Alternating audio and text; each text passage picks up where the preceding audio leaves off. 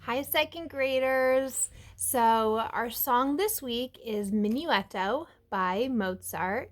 And I'm going to read you the story that goes with the song.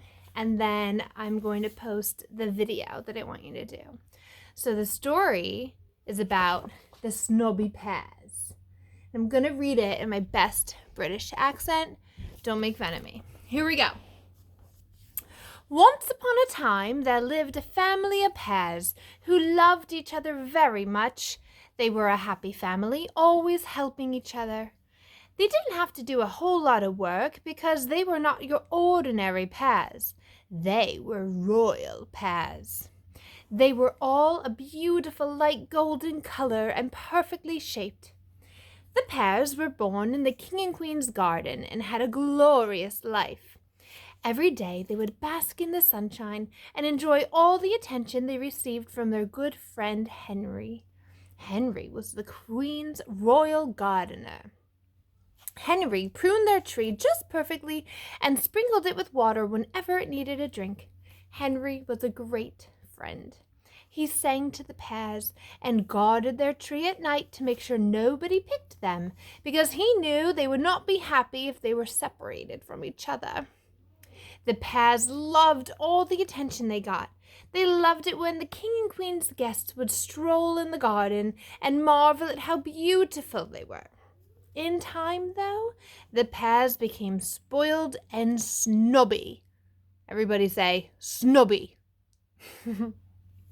They stopped appreciating how lucky they were and started to expect extra special treatment all of the time.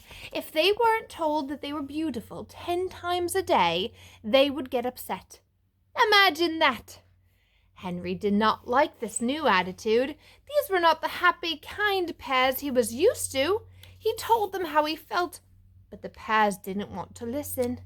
They just kept looking at the reflection, saying how beautiful they were. So feeling sad, Henry decided to care for another tree. Soon the first pear tree was left alone. One day, while the pears were relaxing in the garden, a little boy holding a basket appeared at the gate. The little boy spoke to the king and queen, and they let him in the garden. The pears watched. The boy came closer and closer, and the next thing they knew, he began plucking the pears and putting them in the basket. The pears on the tree could hear the pears in the basket saying, "Help me, help me!" and they were very frightened. Unfortunately, Henry was no longer there and couldn't help. Soon the little boy had an entire basket of royal pears. He thanked the king and queen and headed off to the fair to sell the pears at the market. The pears couldn't believe what was happening to them. They were tossed in a bin with everyday, ordinary pears. "Oh! Ah!" they screamed, wiping off the little black marks and bruises that were appearing on their once perfect skins. How dare anybody treat royal pears like this? That night, the royal pears gathered in the bin and came up with a plan to escape. The only plan they could think of was for someone to buy them and carry them away. So the next morning when the market opened, they stood up nice and tall, put their hands on their hips, and looked their very best in hopes of being bought. When the morning came, they were ready. Soon customers began roaming around. They would walk over, and they would sometimes sing, "I've come to the fair to buy some fine pears." You try that.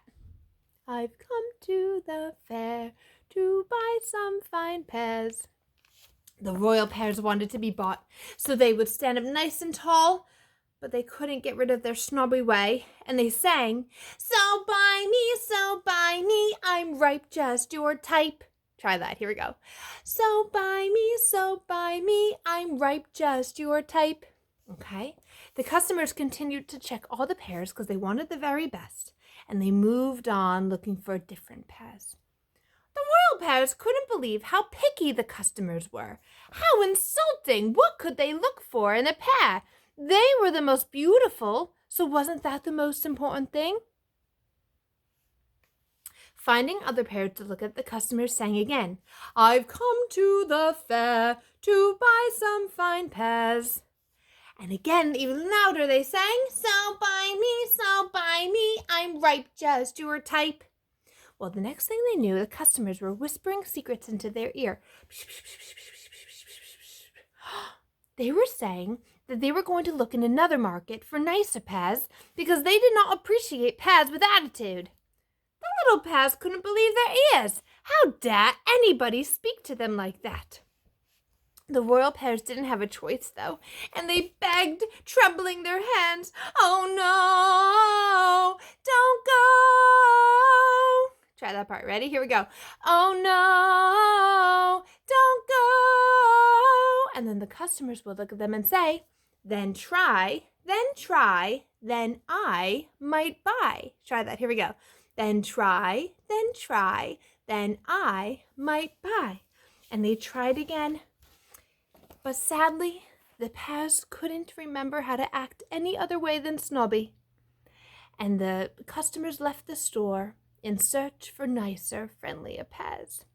It took them a while to realize that having a good heart and being a good friend was much more important than looking beautiful. When they did realize this, a gentle old lady bought them quickly, and they lived happily ever after. There's our Pears right there. So check out the other video. I'm recruiting Mr. Wolff to do the dance with me because I don't have you guys here. All right? You are going to have to find a family member to do the dance with you as well. Okay? Thanks so much. I hope you enjoyed the story. I hope my accent wasn't too terrible. And have a really great day. Bye, guys.